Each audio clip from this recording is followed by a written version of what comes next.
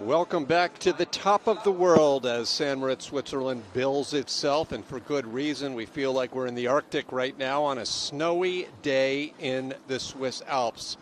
Hi again, everyone. I'm Tim Singer. We're about equal distance between the cities of Zurich, Switzerland, and Milan, Italy. A beautiful location on a beautiful, picturesque day, but certainly a day in which the weather has greatly impacted the action earlier in run number 1 of the women's singles competition. This is the final stop on this season's Eberspecher Luge World Cup, and this is such a historic location, the natural track of St.Moritz, Switzerland, where they have been competing in toboggans and bobsleds and crestas and skeletons and luges for over 150 years. Now, earlier today, they ran the first run on a snowy morning in Switzerland. Here are the top 3, all unlikely names generally, but people who took advantage of the weather conditions. Natalie Mogg, on her home track from Switzerland, in 3rd place. 2nd place, Germany's Cheyenne Rosenthal. She's never been anywhere near a podium, or very rarely. She won 1 sprint race podium in her first season. And Kendia Apariota, 2 bronze medals in her career, but she's sitting in 1st place now, and by a pretty wide margin. So the American will lead things off in run number 2. 26 all told competed and will be on hand for the second run. And I'm pleased to introduce right now my broadcast partner from Team USA, 2014 Olympian, Kate Hanson. And Kate, really, there isn't enough time to explain all of the craziness that went down in run number 1. Yeah, it's just the beauty of winter sports. This is why we do it. There's so many factors to work with, and I think the second run will be exciting. We'll see how it evens out, and I think the snow, it'll depict a lot.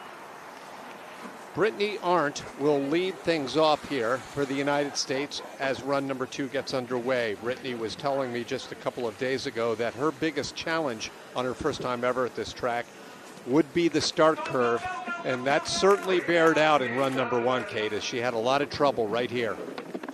Right, yeah, she definitely ran into a lot of issues, and like I mentioned before, she put on a lot of weight this season, and so with that extra weight, it's a lot of extra to pull at the start, and this start, it for sure favors strong starters. So if someone does not feel comfortable or confident with their start, it already puts them at a major disadvantage at this track.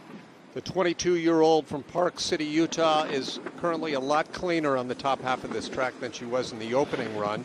World Cup Luge is 2 runs, a combined time competition, so that clock running, or not running, and now running again on the bottom part of your track, is added on from her first heat time. And Kate, that first heat, she had the same problem in the first run. She had a 59.94 in the opening heat. Right, yeah, she hit those 2 walls again, and this is just one of those races where she's like, you know what, I'm just going to forget about it. We're just going to move on. Not going to let this get to me. And so much of luge is mental, and it's so important to learn how to bounce back. But, yeah, that's hard. It's been a long season. These guys have been on the road for a couple months, and so it just could be time to go home, Right there, yeah, some issues. Had too much height on the end of the curve, which just sent her right into that right curve. And kind of the rule of thumb when we're watching these races for all the spectators is you want even lines. We don't want to see looping within the curves, which means the sled goes high on the curve and then low on the curve. Next up, Ula Zerna, Latvia, sitting in 25th position, but also sitting in first place, Kendia Apariot, after run number 1. So Zerna, a clothing manufacturer and designer when not luging, now enters the famous horseshoe curve. Really one of the only spots on this track that isn't fully built into the snow. There actually is a base, a foundation for that famous corner. Ula is a perfect example of the success these athletes can receive in their home country. With Latvia being a little smaller, these Latvian athletes, they are popular back home. They're on commercials on their local TV, and each country has a different level of respect for these sliding athletes. Whereas in America, I mean, we have a lot. I mean, the Super Bowl, right? We have a lot of other sports that spectators will watch, and so it's fun to see these European athletes be so successful in their countries. Well, on this Super Bowl Sunday, Ula Zerna crosses into the lead with a combined time of 156.357 as the snow let up a little, of course, between runs, but now it continues to fall a little harder. And Kate, we get ready for the next competitor to come down. In 24th place after run number 1 was Russia's Tatiana Ivanova. And it's really not out of the realm of possibility to suggest she could win this race today, is it? Right. I mean, her first run, it wasn't terrible. She just really kind of had the bad luck of snow. And this is why Luge is so interesting, because on the second run, it's the, how do we say it, the worst, the fast go last, right? And so what happens is right here with this condition of the track, she's getting it early in the run, which might not prove to be as much snow. One of the greats and the second winningest active luger right now in women's competition, Tatiana Ivanova, with 16 career victories, 2 of them this year. Last year at the World Cup opener in Innsbruck, Austria, we saw Tatiana move from 14th place into the win on a warm day. Can she do something similar here on a snowy day? The track does look clear. We can see a little bit of snowbank on the sides of the track. Athletes need to be aware of the buildup in the track. It can kind of turn into Mario Kart a little bit with them trying to avoid those little snowbanks. But as the athletes continue to go, those will get bigger, and it will prove to be a big factor in this race.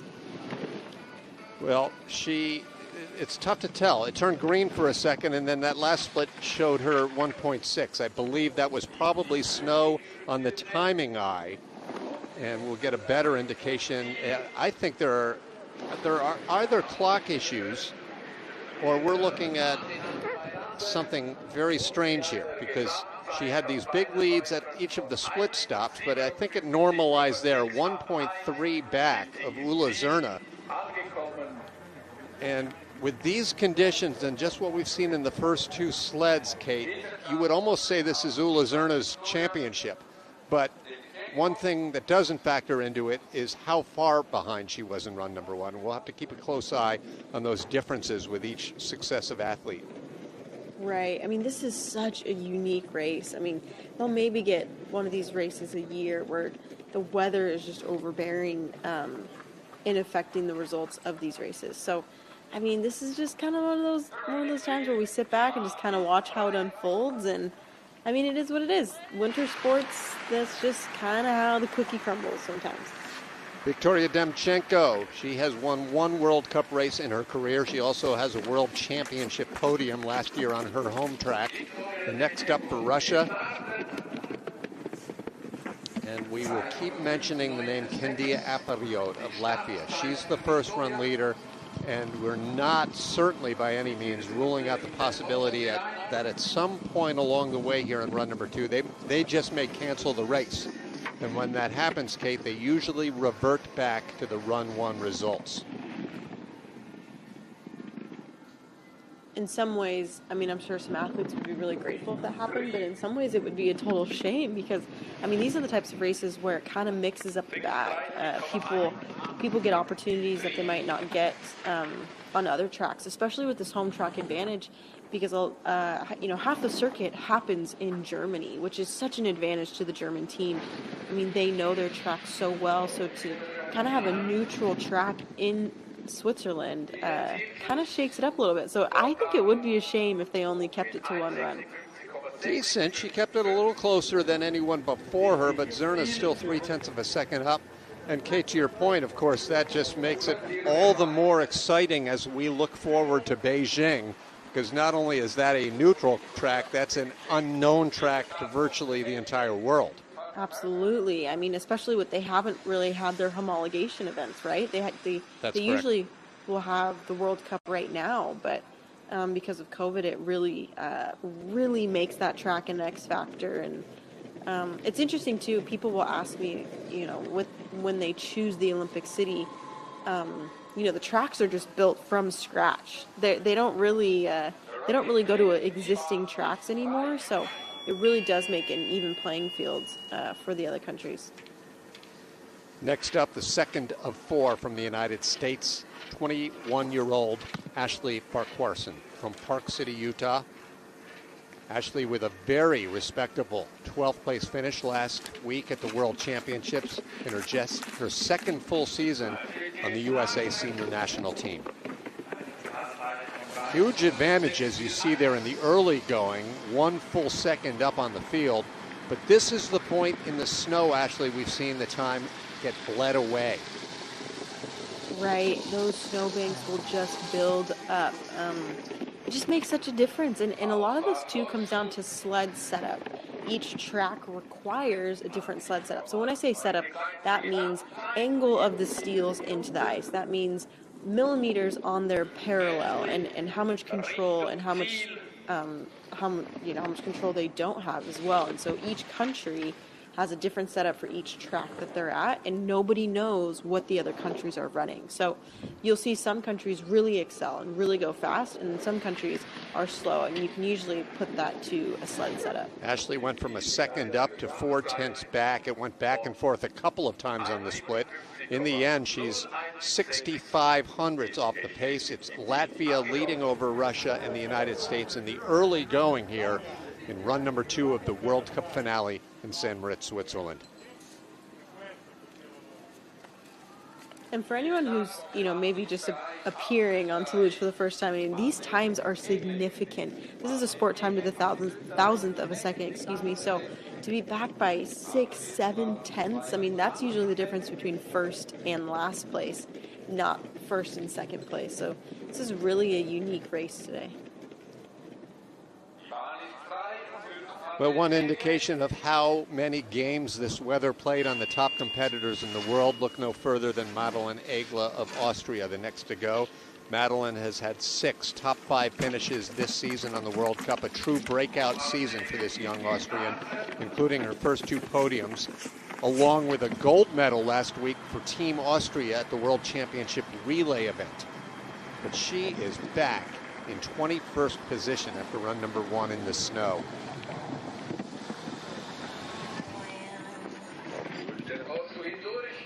Egle had some. Sorry, go ahead. Yeah, I was going to say this group of the next 4, Egle, then Katnikova, last year's world champion, the American Bridger, and then the greatest of all time, Natalie Geisenberger. They're all coming up right now, all so far back in the standings because of where they started in run number 1. Right, and I feel like the Austrians might have a slight advantage. Egle's, their home track, has a lot of similarities to St. Moritz, where the speeds aren't that high, and which kind of makes it more difficult to be fast at these tracks. So I'm looking forward to the second run to see how the Austrians, to see if they do pull forward. But yeah, there's some similarities between tracks around the world, and that can benefit certain athletes. Well, Madeleine, one of the fastest starters in the sport, certainly did her job. The first in a series of the last several that actually came down holding her position into the green. It's Austria on top of Latvia, Russia, and the USA. Well, and the start really benefits her. I mean, she's tall, she's got long arms, to have that leverage when paddling into the ice is such an advantage for an athlete. And so even just body type alone can really play up for some of these athletes. Just so you know, that man with the shovel hopped in the track after the sled came down, in case you were anticipating some sort of catastrophic slow-mo replay there. Now, Ekaterina Katnikova, as I just mentioned, last year's world champion. She came back with a top 10 performance again at this year's championships, which were held last week in Germany. The third of 4 from Russia. And to your point, I was watching the bobsled world championships yesterday in Altenburg, Germany, on an equally snowy day. But despite the weather, you would think the 2 race favorites, Kaylee Humphreys for the women, Francesco Friedrich for the men, but they held their spots. Kaylee won her race. Friedrich took a huge lead in his race. So the weather maybe does not affect the bobsleds quite as much as the lighter luges. Right, right. I mean, those sleds are just so heavy. And a lot of comparisons that we've made in the sliding sports is, driving a bobsled is kind of like driving a school bus. It's big, it's bulky.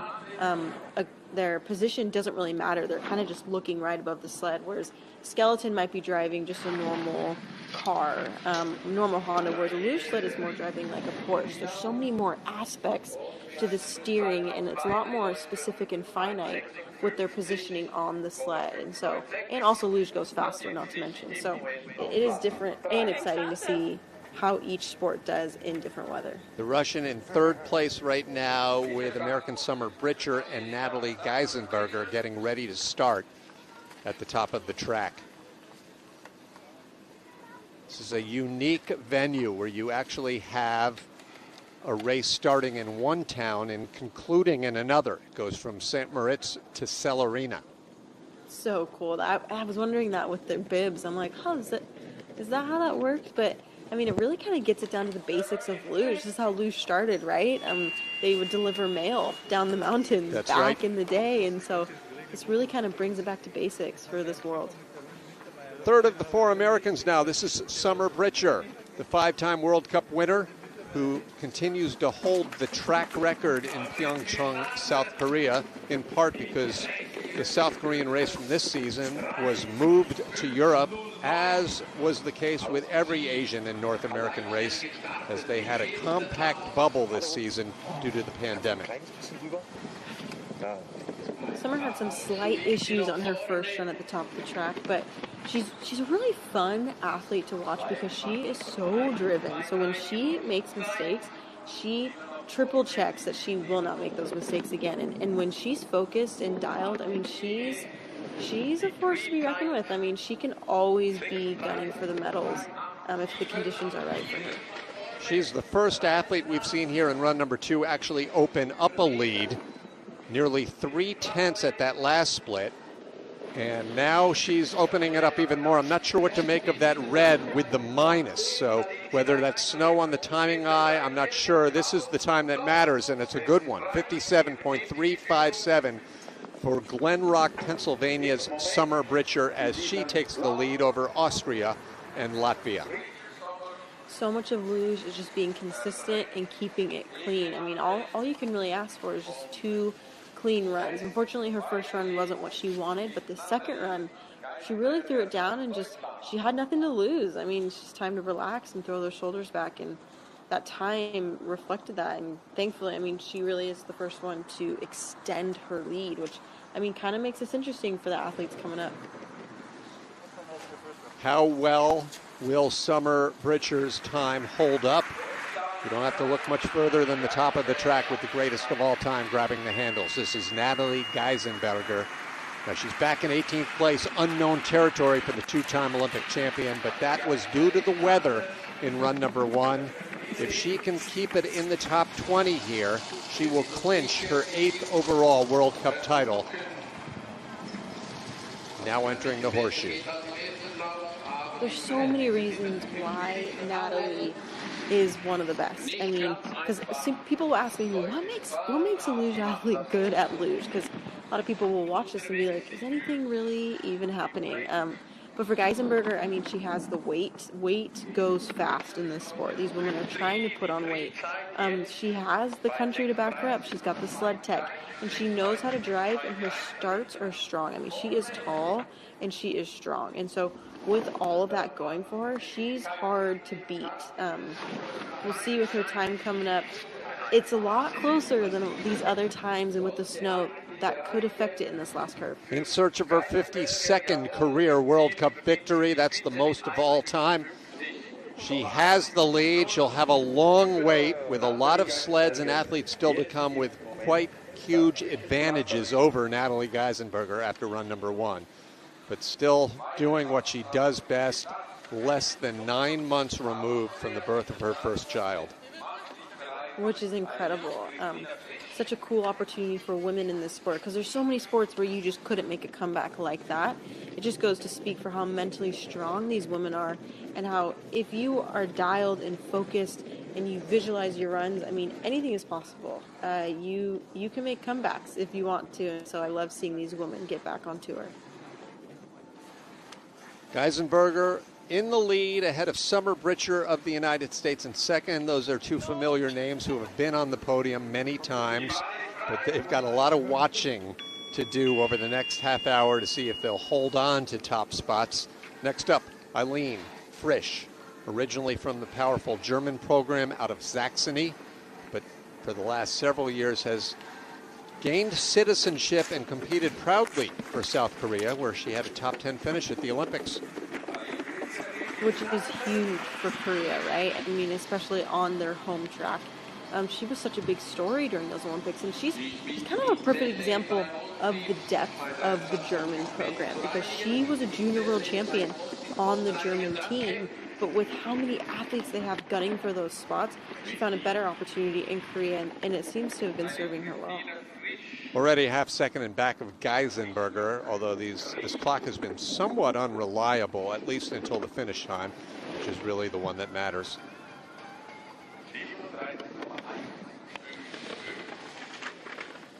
Kate, let's personalize this a little bit. We have a question tweeted in from Luge Moms located in northeastern United States. Do you have any personal recollections of a race where it was heavily impacted by the snow, and how did you deal with that? Ooh, great question, Luge Moms. Hi.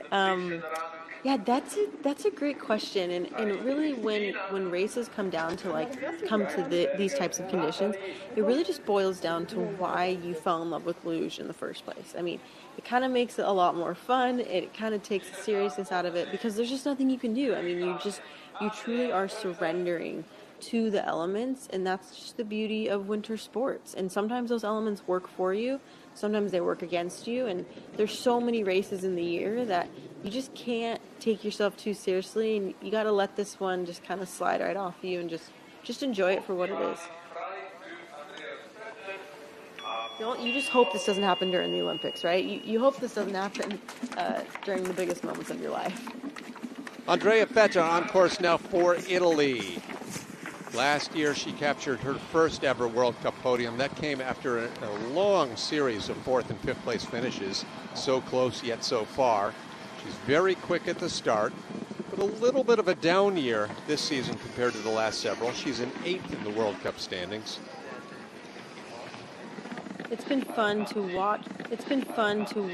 Footer kind of rise through the ranks throughout her career. I mean, she started young when she started, and so to see her kind of become one of the more top athletes with the top start, it's really cool to watch, because a lot of these women and men will peak in their late 20s. I mean, this is a sport, as I just mentioned with Geisenberger, you can have a child and you can come back if you work hard enough. And so it kind of goes to speak, a lot of these athletes will peak later in life, because being mentally strong and knowing these tracks mentally is such a big part of being successful. 0.6 of a second back in third place, so it's Germany leading over USA and Italy as we're approaching the halfway point of run number 2. To your point, Kate, it takes so much patience, and it's not the easiest thing to do, because let's face it, these are not multi-million-dollar athletes like you see in some of the USA sports. So you really have to have dedication, you have to have patience, because it's very easy to be distracted and say, well, I can go back to college or I can find a job, right? Oh, absolutely. I mean, it's kind of interesting when kids get started in the sport when they're younger. If they are better at club soccer or basketball, usually those athletes will just stay in those more mainstream sports, because there are more college opportunities. You can make more money and just find more with that. And luge athletes definitely don't do this for the money. This is really just for the love of it and for the sport of it. And so it really goes to speak for how dedicated these athletes really are. Grabbing the handles, Hannah Prock here at Monty's Bolt is the name of this start area. Great story about that, which I'll tell in a moment. But we pay attention to the next of the Austrians. Hannah, the daughter of 10-time World Cup overall winner Marcus Prock, who also has a trio of Olympic medals. true dynasty family, and it kind of represents how people will get involved in the sport. There's a lot of family relations in luge. You know, if someone in your family does it, then you're like, oh, I want to try it out, because it's not necessarily the sport everyone grows up wanting to do. I know in America they have slider searches and recruitment camps, which is how I got involved. But for these other European athletes, they'll grow up in these smaller ski towns. And so everyone kind of has their story as how luge found them in their life. And for Proc, her dad was a champion. And so it's great to see families in the sport together. And in a moment, we'll see American Emily Sweeney, who is part of a USA sibling Olympic duo, as Proc is back in third place ahead of Vetter, but behind Geisenberger and Britcher. And things are starting to shape up a little bit to form here, as Natalie and Summer are holding on to the top spots. And it's still, we've got Yulia Tobits coming up in a few sleds. That may be the next threat to the two of them.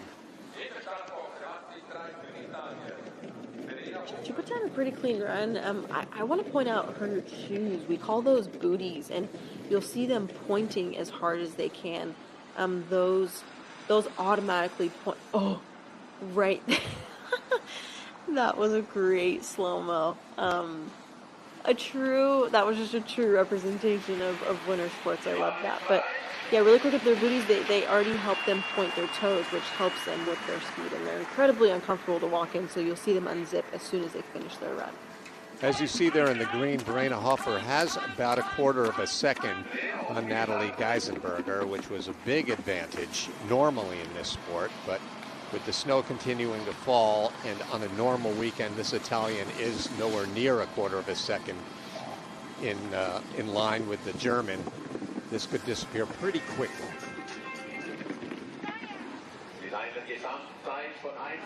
Opening it up to 43. Will it turn red, Kate? You know, it's been really hard to make predictions in this race. I really feel like I wouldn't be surprised, but also Geisenberger has more weight than she does. But she's holding on to her lead, keeping it pretty steady. As long as she can avoid some of those major snow piles, it should be able to stay pretty clean. Really good lines. I mean, it's impressive. This 19-year-old maybe having the race of her young career as she crosses the finish line. Yes, a 56.969, second fastest run of the heat, so that was faster than Britcher. And she moves out ahead of Natalie Geisenberger. I believe Natalie has officially clinched the World Cup overall simply by just moving up the standings here, and she'll be in the top 15. So congratulations to Natalie. We'll tell much more about that at the end of the race and honor her. But for now, it's Hofer in the lead for Italy. Yeah, and this is impressive for her, for someone for her age. I mean, the nerves are insane in these World Cups. I mean, they look calm, cool, collected, but they have true poker faces on. I remember some of my first World Cups, my heart just pounding out of my chest at the start, because so much of this is just mental capability. It's not necessarily about physical, it's just about, are you sound enough to be consistent? Now Ekaterina Katnikova, week in and week out, the slowest of the four Russians, but in run number one in the snow earlier today, she put in the fastest time. The 28-year-old two-time Olympian. Pretty clean as she goes through Nash and Dixon and into the horseshoe curve.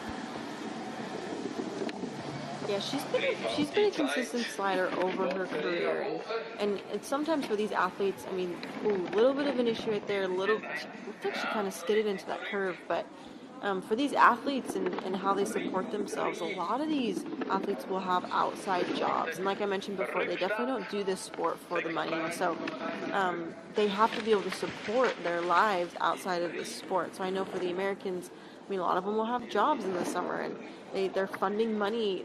They're raising money to fund their seasons, and so these athletes are truly dedicated. They truly do love the sport that they do, and I really admire the amount of dedication they have for their trade. 155.045, the two-run combined time.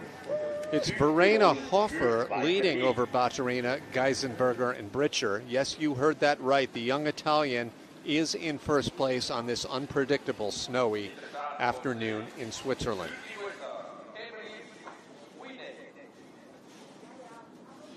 Those face shields are so important. And what can happen when it gets cold like this is they can actually fog up. Yeah, right there.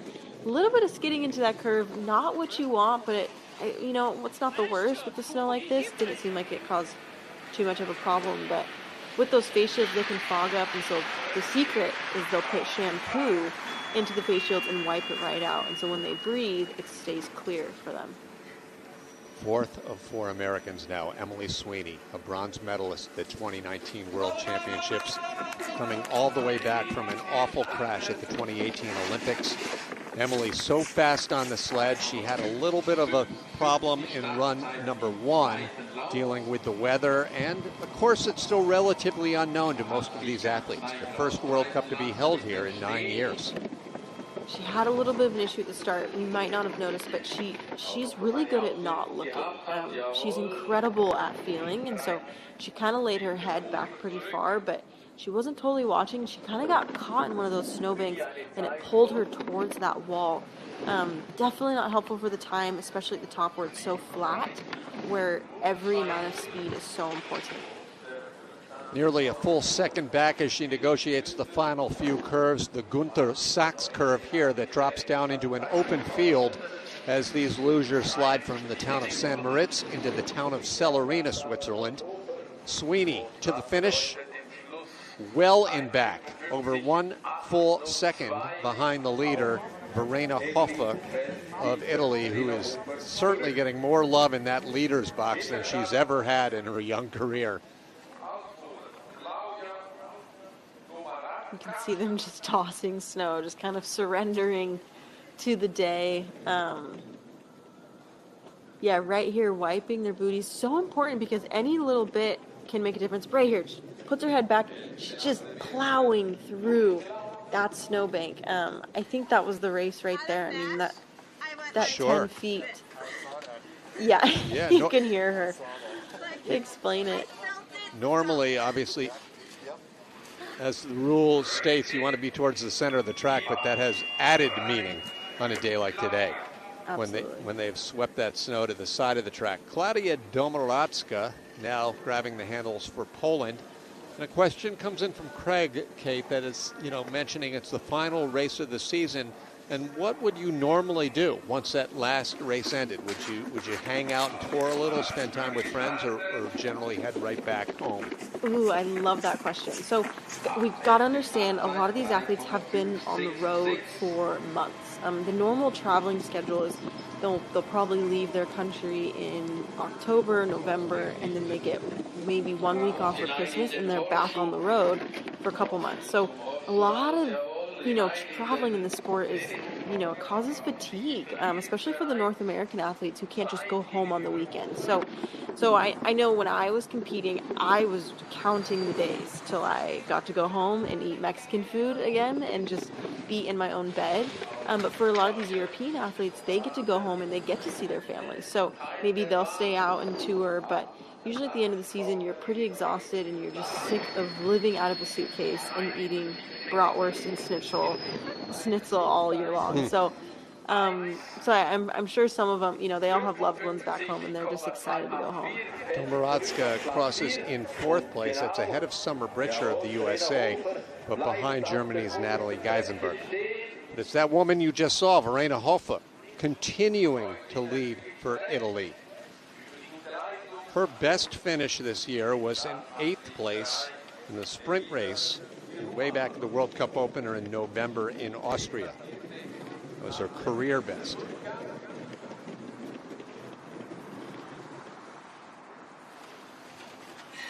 I want to point out, as these athletes stand up, they'll kind of adjust something right there. They'll adjust something on their helmet. They call that a neck strap. It's something that helps keep their head up as they go through these pressures, because sometimes their neck just isn't strong enough to hold it up on its own. So that neck strap helps keep their head in place. Elitsa Taruma on course now as we have the top 10 in action. Counting them down, of note, Yulia Tobits is waiting on deck. And then really no one that's ever been of much distinction. Well, Diana Eitberger coming up in a couple as well. But it's Verena Hoffer of Italy leading still. The Latvian with a 0.2 of a second advantage at that last split.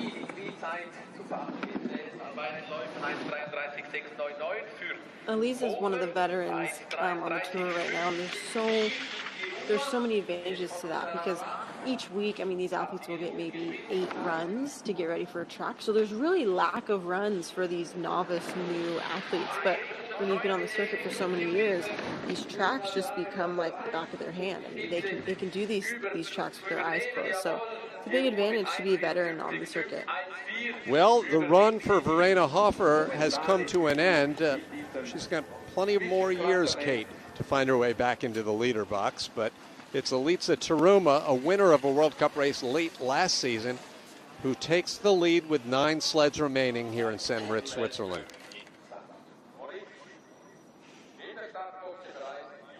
You can see they breathe right before they put on that face shield because they want to breathe as little as possible into that face shield so they don't fog it up too soon. Especially when it gets really cold, sometimes those face shields can freeze, which is then when you're really in trouble. But thankfully with luge, so much of steering is based off of feeling instead of looking. That's one of the main differences between bobsled and skeleton and luge. These athletes use their shoulders and feeling to navigate these curves. Julia Tobitz at the start, last year's World Cup champion, has officially given away that title this year to Natalie Geisenberger, who finished a little earlier in this race. Great spot here, Kate. This is called Monty's Bolt, this start area for the women in the doubles. Back at the 1964 Olympics, the British had a broken bolt in their bobsled, and the great legend from Italy, Eugenio Monti, lent them a bolt from his sled.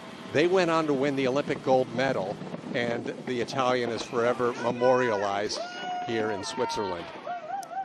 Wow, and as he should be, because that is, I can't imagine that being something that would necessarily happen today. I mean, maybe it would be. Maybe I'm counting some people out, but sled technology is so specific to every country. A lot of athletes will bag their sleds as soon as they get off the track, so no one can look at what they're running, and so there's not really an exchange of equipment, if at all. So I love that they named it after that story because that really is a unique situation. To the finish, the newest world champion in the sport of luge, Julia Tobitz, in the green, stays in the green. In fact, she's put down a time, Kate, that could very well stand over the last 8 sleds. What a hot finish to her season. Last week, she captured double gold at the World Championships in Germany, winning the women's race and the sprint competition. Yeah, she is somebody to watch, especially for her age. It's really difficult to excel in the German program at a young age, as she's doing. Only the greats really do this well. And this run was a perfect example of maybe the coaches took her sled and they changed some things up in between runs because they saw the conditions of the track, because that track time was so much faster than her first run. And it's kind of how it goes. I mean, these athletes can switch up their sleds. They have different steels that they can just switch on and off. And so I think that was a pretty good example of kind of calling an audible and switching things up. And I mean, her time really reflected that. Final 8 now from Innsbruck, Austria, and way back at the beginning of the first run, Celerina Egle of Austria was the first to come down the track. She put in a what looked to us at the time to be a disappointing finish time, but that held up for a top 8 because the snow continued to fall and affect every subsequent racer. But boy, she only had 0.003 of a second on Tobitz entering this run, and she could fall a number of spots here. Right, when you just don't have the speed at the top of the track, it kind of just widens. And it's interesting to talk about these suits. A lot of people will ask me, like, are those things warm, or what's going on under there? And I got to tell you, there's no padding. There's no special heaters going on in there, and each country has their own suit fabric that they use. So some countries have faster suits than others, and they'll have racing suits and practice suits. And let me tell you, those racing suits are so tight. You zip them up at the last second because you can't breathe in those. And so well, the 18-year-old falls back 3 spots. It's Tobitz leading over Latvia's Teruma and Italy's Verena Hofer still in the top 3.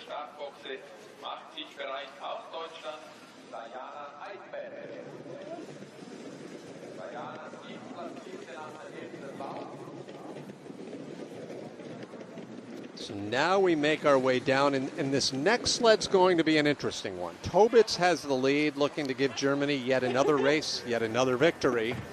But we have her teammate, Diana Eitberger, focusing on the matter at hand at the start. Diana holds only about 7/100ths of an advantage. You saw right there, 64 thousandths over Tobitz entering the run. And watch her start. Her paddles are long. Her paddles are hard. Very indicative of German starts. I mean, they practice their starts all summer long, and she throws down a very clean start, which is a huge advantage at this track. Way back at the beginning of the season, Diana told me her goal this year was to just, she said, make a couple of podiums. Well, she's done more than that. She has more than a half dozen podiums, including 2 at the World Championships, and she has a victory earlier this season at the World Cup in Oberhoffer.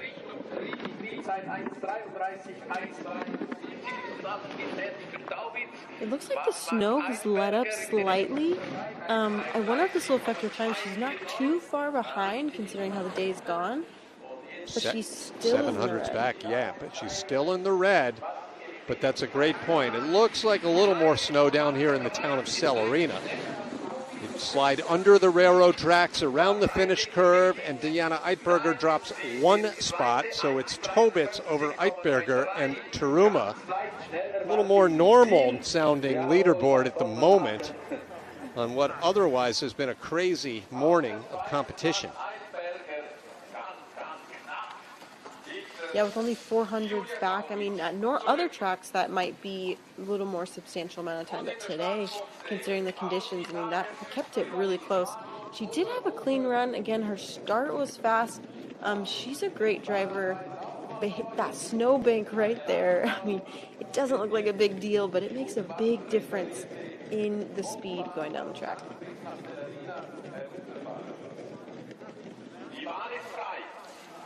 Diana Eitberger's season is done, and she looks forward to going home to her new baby outside of Munich. Now Marianne Oberhoffer to tell you how unusual run number 1 was. Oberhoffer's best career finish is a 16th place on the World Cup, yet here she sits in the top 6 entering run number 2. This could turn red pretty quickly, as she's got quite a bit of a challenge to try to keep up with Tobitz.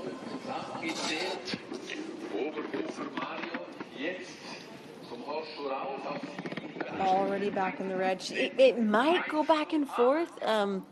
I mean, to being in 6th place currently, I mean, she did have somewhat of a lead, but again, Germans are tough to reckon with. Tobitz put down a great run. But yeah, there we go. Opening up right there. She had a 22/100ths advantage. Now she, as you see, is 12/100ths back. The final of the Italians. Great tradition in the sport of Italy, in the sport of women's luge, as they won Olympic gold 25 years ago. To the finish, Oberhoffer is back into 3rd place. This will be by far her best ever World Cup finish, a top 10 result, but it's Julia Tobitz leading the way. And again, Kate, this is the final World Cup race, so Julia, even if she wins this race, we don't believe mathematically she can catch Natalie Geisenberger, but she's going to make it a lot closer than many people thought it might be.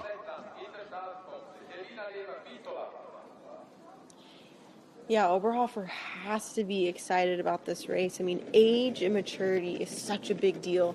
But right there, she looks calm. She looks relaxed, which is really what makes an athlete in the sport, to be able to mitigate problems. And she did a great job.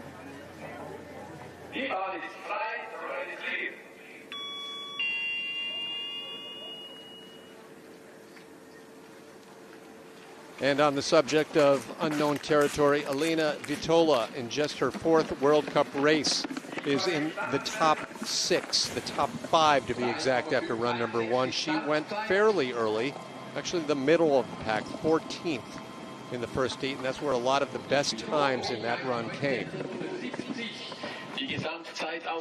This next split time will be telling to see how she's trending. Not bad, still 4,500ths up. That's a lot of time in normal circumstances to give away.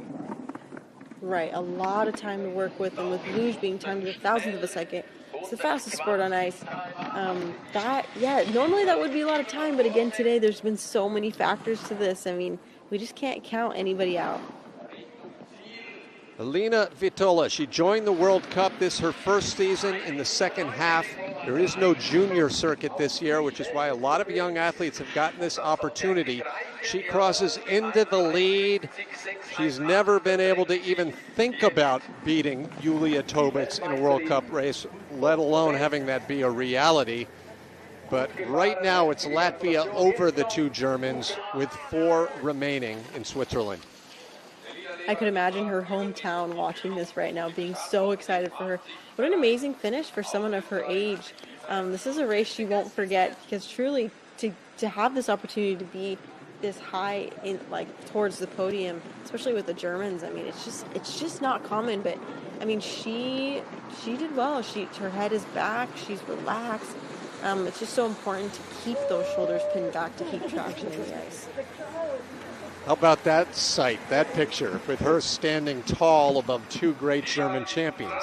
Elina Vitola of Latvia out in front. Her teammate Kendia Apioda will be the last to go. But before we have 3 others from 3 different nations. Austria's Lisa Schulte, her career best World Cup finish, a 6th place. That happened twice as Coach Peter Pence cheers on his young athlete. Ooh, she came close to touching that exit of Dixon. Very close. It doesn't seem like there's as much of a snowbank there, which works to her advantage, but she might be able to pull this back. But oftentimes when your speed is low at the top of the track, it's just too flat to really make up time. So any little mistake can really cost them at the bottom. You just saw that bus passing alongside the track. There's a road from top to bottom here, and it's not just a track access road. It's a public road from St.Moritz to Celerina. Lisa Schulte looking for her best ever career win. She's been in the red the whole time. She could drop back 2 or 3 positions here.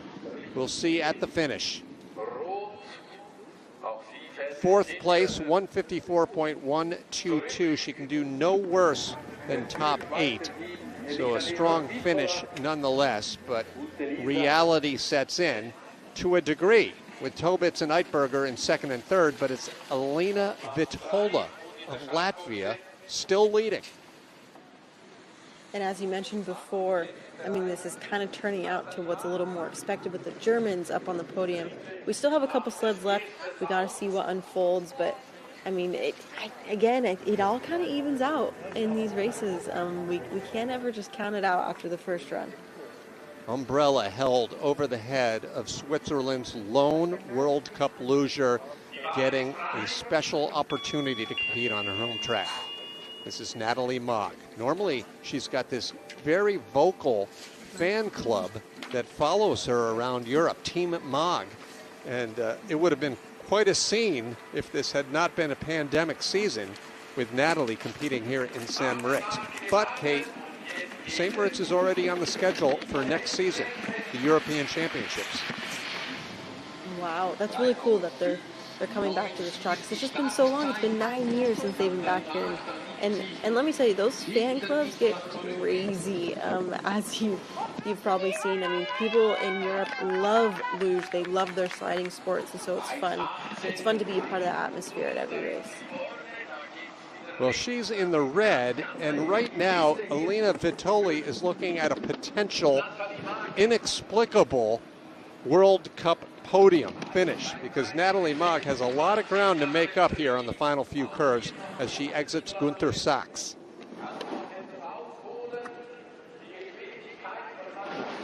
Little bit of a bend coming out of that curve in that straightaway. Little bit of a banana line, which doesn't seem like a lot of time, but it actually can be pretty detrimental to someone's time. And unfortunately, there just wasn't enough track to get back into the green. She knocks Diana Eitberger there on the right off of the podium. Elina Vitola has guaranteed a podium position. That would have been your highest paying wager at the beginning of the season, to say that Elina Vitola, a junior who wasn't on the World Cup team, would end up on a podium. Of course, the weather has impacted that, but everyone's had to deal with the snow. Yeah, winter sports, the weather is no respecter of athletes, and everyone's just in the same boat. And so it's really kind of mixed up this bag of chips in terms of athletes. And usually we can expect the Germans just to be at the top, but this has been exciting to kind of see it get mixed up. 2 remain. Latvia on deck with Candia Apariot, but here's Cheyenne Rosenthal. And she holds about a 900th advantage over the Latvian entering this final heat and entering the Nash and Dixon Curve Series. This would be huge for this young German. The Germans just have such a deep program, and so it's really important for these younger athletes to hold their spots on this team, because if they don't do well in these races, they have 5 other girls ready to take their spots. That's exactly right. In fact, Cheyenne did not compete last week at the World Championships as Anna Bierreiter from Bavaria knocked her off of the roster. But Cheyenne has 1 career podium. That was at a sprint competition in her rookie year last season in Whistler, Canada. She's already deep into the red. I don't think the track is long enough to get that speed back. And the day is too long because the snow continues to fall, and these last sleds are definitely at a disadvantage, falling off of the podium. It will not be a German victory. It will be a Latvian win as Vitola continues to hold on to the lead with only her teammate Candia Apariot on deck. Everyone's just surrendered, just throwing up their hands. I mean, this is it. It's the end of the season. But they got to be excited about their season. It's tough to finish strong in these elements.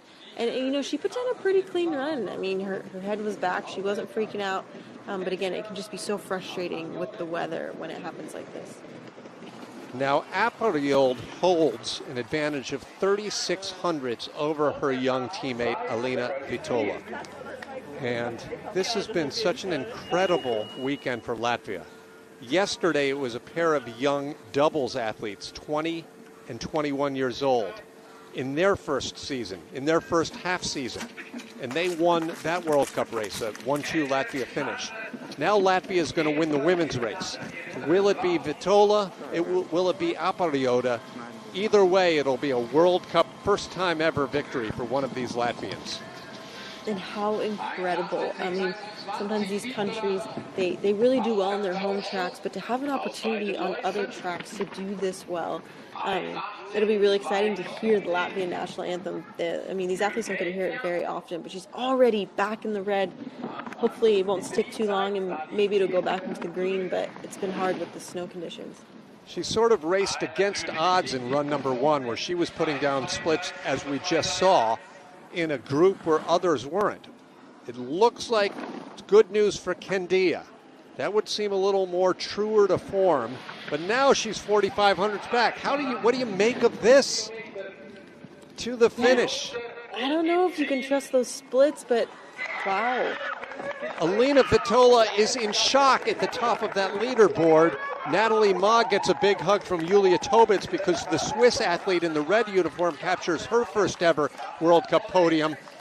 But it is Alina Vitola capping an unusual and inexplicable weekend for the Latvian youth program, with the win in doubles and now the win in women's singles for this 20-year-old in her first half season on tour. And I love the camaraderie among the countries. Everyone is just supportive. I mean, they're on the road together for so many months out of the year, but truly that was an incredible race by the young Latvian. Unfortunately for Apariot here, she just couldn't maintain that speed. And that's just, it's just kind of how it goes. And it could have been nerves, it could have been sled setup. There's so many factors when it comes down to this. But how exciting for the Swiss to capture her first bronze at her home track. Something she'll never forget. A weekend to remember for Latvia, and that's a look of shock, right, Kate, on the top of the leaderboard? I mean, there was celebration for Natalie to be on the podium, but Alina Vitola, maybe she's just that chill. Maybe she's just that kind of girl, just like, hey, this is great. Happy to be here. Vitola over Tobitz and Maag, a very unusual and unlikely top 7 you're looking at to conclude this 43rd season on the Eberspecher Luge World Cup. Not a banner day for the USA. They fell victim to the weather as well as a few mistakes from a couple of the athletes. Tatiana Ivanova, a 2-time winner this season, back in 25th out of the 26 finishers. So help yourself to flowers and medals. And this is probably not offline if I suggest, Kate, that this is a name, Alina Vitola, you had never even heard of until about 8 days ago. Yeah, this is correct. And a big congratulations to her. Something she won't forget. And even though, the conditions might have changed up the day, still a win is a win. It takes 2 consistent runs, and she accomplished that. In a moment, we're going to get final World Cup standings, and Natalie Geisenberger just needed a top 20 to clinch the overall title. So she's gotten that despite the fact that she ended up in 13th and her closest pursuer, Yulia Tobitz, was in 2nd place. But Natalie wins the battle, and what a great tribute. Her 8th, extending her all-time record in women's luge, her 8th season's points championship. Madeleine Egle in the top 3, a great breakout season for that Austrian. Of course, a season where the Canadians did not compete in more than a couple of races. The North Americans and some of the Asians missed part of the season as well. One more bit of information coming your way. Those were the classic 2-run race World Cup standings, and in a moment you're going to see with the addition of the sprint. But first, I believe there's a little more help yourself hardware with the Yoska Crystal. And maybe we will get a sneak preview of these standings.